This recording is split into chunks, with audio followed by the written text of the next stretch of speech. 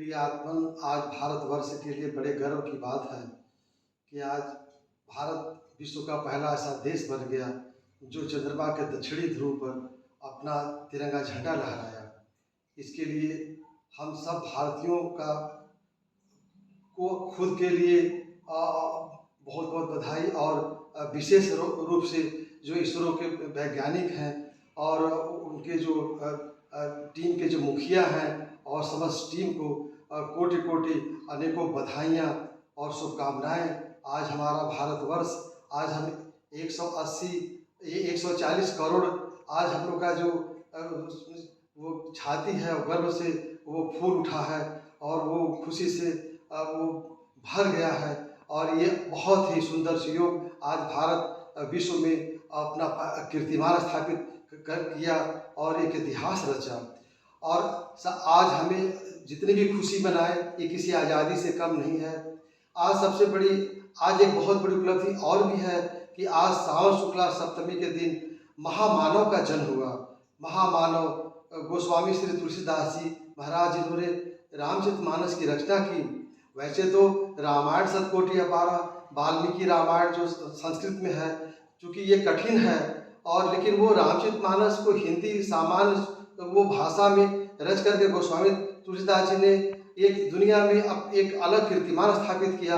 आज हमारे लिए बड़ी खुशी की बात है कि एक तरफ आज हम चंद्रमा पर तिरंगा लहराए, दूसरी तरफ आज महामानव का जन्मदिन भी मना रहे हैं। तो आज हमें एक बात, कुछ बातें मैं ये वो रामचरितमानस की पंक्तियों से कह दूँ जो उसको ज़्यादा अच्छा होगा।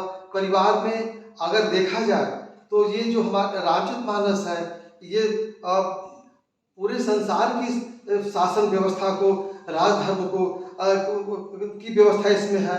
और वो एक मात्र दोहे में अगर देखा जाए तो पूरे संसार की शासन व्यवस्था का सार तत्व और संकेत कितना स्पष्ट है। वो अच्छा होगा कि मैं गोस्वामी तुलसीदास जी के शब्दों में इसको कहूँ, जैसा कि उन्होंने इस रामचरितमानस में वर्णन किया है। वह इस प्रकार है। मुखिया मुख सो चाहिए, खान पान कहूँ एक, पालय पोषय सकल अंग, तुलसी सहित विवेक। ये कितनी बड़ी बात भगवान राम ने कही भरत को समझाते हुए। भगवान राम ने कहा कि मुखिया मुख सो चाहिए, खान पान कहूँ एक, और पालय पोषय सकल अंग, तुलसी सहित विवेक। चाहे वो घर का मुखिया हो, चाहे वो समाज का मुखिया हो, चाहे वो देश का मुखिया हो, चाहे वो संसार का मुखिया हो। और वो कैसा होना चाहिए कि वो खान पान के लिए तो एक है, लेकिन वो पालय पोषे सकल अंग, पूरे शरीर के सकल अंगों, संपूर्ण अंगों को वो विवेक से उसका पालन करता है। राजधर्म सर्वस्व इतनोई, यही राजधर्म का सार तत्व है। अब सोचिए कि इस छोटे से इस 2 लाइन में कितनी बड़ी बात वो राज व्यवस्था पूरे संसार के लिए भगवान श्री रामचंद्र ने दिया। और अगर हम और आगे बढ़ते हैं तो वो कितनी बड़ी बात यहाँ भगवान ने कही कि भगवान वो देने में, चूंकि वहाँ मंत्री भी हैं, वो समाज के लोग भी हैं, गुरुजन भी हैं, वहाँ भगवान सब कुछ आ रहे हैं, लेकिन वो फिर भी उन्होंने वो ये सब बात बताने से भरत को वो कोई अवलंबन का और कोई शांति संतोष नहीं होता है। तो भगवान ने अपनी वो प्रभु करी कृपा पावरी दीन्ही, सादर भरत शीश धरि लीन्ही। ये कितनी बड़ी बात यहाँ कही गई है।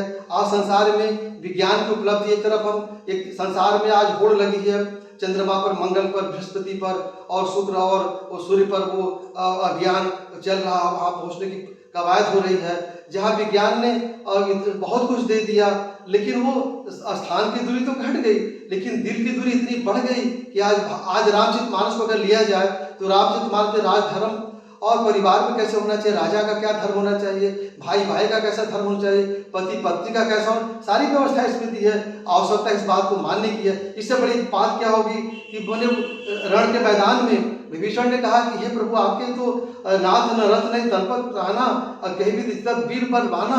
भगवान ने जो ये बात कही है वो विश्व के किसी साहित्य में उपलब्ध नहीं होता है। और वो इस प्रकार से है। इस भजन सारथी सुजाना, विरध चर्म संतोष कृपाना, दान परशु बुद्धि शक्ति प्रचंडा, वर विज्ञान कठिन को दंडा, अमल अचल तन मन त्रोण समाना, और समझम नियम सिली मुख नाना, कवच अभेद विप्र गुरु पूजा, यही सब विजय उपान दूजा, सखा धर्म में असत जाके, जीत न कह न कथों रूपा के। अब सोचिए कितनी बड़ी बात यहाँ भगवान ने कही, इस बात को ये समझने की बात है। आज ज्ञान विज्ञान के क्षेत्र में दुनिया बहुत तरक्की कर गया, लेकिन आज मानव के खून का प्यासा है। आज वही बात हो रही है, कैसे लोहे पर धार धरें, कैसे लोहे की मार करें, मानव दानव बन किस प्रकार आपस में घोर प्रहार करें। आज अगर हम रामचरितमानस की पंक्तियों को लें तो भगवान ने कितना बड़ा वो उदाहरण पेश किया, भरत का त्यागमय जीवन, ये सब चीज समझने की बात है। आज संसार में अगर इसको अगर पालन किया जाए तो संसार में शांति व्याप्त हो जाएगी। शांति की महती आवश्यकता है, क्योंकि संसार वो बारूद के ढेर पर बैठा हुआ है। ज्ञान विज्ञान की बहुत सी बातें हो रही, संसार में होड़ मची है, वो जो अंतरिक्ष अब वो में अब घर बसाने की, चंद्रमा और वो मंगल पर वो पहुंचने की होड़ संसार में लगी है। लेकिन धरती को हम वो मानवता, धरती पर मानवता करा रही है। संसार में वो चारों तरफ होड़, हथियारों का होड़ लगा हुआ है। चाहे वो राजनेता हो या कोई भी हो, बातें तो कर रहे हैं, लेकिन वो जैसे होनी चाहिए वैसे नहीं हो पा रही है। परिवार में भाई भाई में बात तो हो रही है, लेकिन जो यहाँ रामचरितमानस की जो मर्यादा है, जिसमें जो लिखा है उसका हम वो अवलंबन न लेकर के और वो मनमाना आचरण करते हैं। क्योंकि बातें विस्तार में मैं यही जाना चाहता हूँ, बस मैं यही कहूँगा कि अगर ये रामचरितमानस की पंक्तियों को, जैसा कि एक दोहे में कहा, मुखिया मुख सोचाए खान पान सोए, पाले पोसे सकल तुलसी सहित विवेक, तो विवेक पूरे शरीर का पालन करता है। और तो मुखिया को, चाहे वो घर का मुखिया हो, समाज का मुखिया हो, देश का मुखिया हो, संसार का मुखिया हो, रामचरितमानस के अगर इस बात को वो का अवलंबन लेता है, अनुशीलन करता है, तो परिवार क्या संसार में शांति व्याप्त हो जाएगी। और ये बात को हमारे छोटे बच्चों को, वो छोटे बच्चे हों या युवा हो, बुजुर्ग हो, सबको इसका पालन करना चाहिए। आज इतना ही, बहुत बहुत धन्यवाद।